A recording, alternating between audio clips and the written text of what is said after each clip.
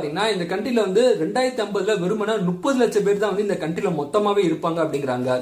இந்த கண்ட்ரியோட population degrees ஆகுறதுனால இந்த கண்ட்ரியோட government வந்து உலகத்தில் உள்ள அத்தனை நாடுக்கு வந்து ஒரு ஆஃபர் கொடுத்தாங்க. அது என்னன்னு பாத்தீங்கன்னா இந்த கண்ட்ரில லெக்ராட் அப்படின்னு ஒரு சிட்டி இருக்கு. இந்த சிட்டில நிறைய பழமையான வீடுகள் இருக்குது. ஆனா இந்த சிட்டில பாத்தீங்கன்னா மொத்தமே வந்து 2000 பேர் தான் இருக்காங்க. இதனால இந்த சிட்டில உள்ள ஒவ்வொரு வீடையும் பாத்தீங்கன்னா வெறுமன ஒரு குணாக்கு நாங்க கொடுக்கறோம் அப்படின்னு இந்த கண்ட்ரி கவர்மெண்ட் வந்து அறிவிச்சிருக்காங்க.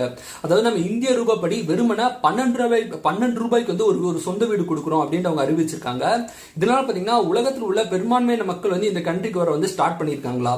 ஆனா அப்படியே அவங்க கொடுத்தாலும் யாருக்கு கொடுக்குறாங்க அப்படின்னு பாத்தீங்கன்னா 40 வயசுக்கு கீழே உள்ளவங்களுக்கு மட்டும் தான் அங்க சொந்த வீடு கொடுப்பாங்களா.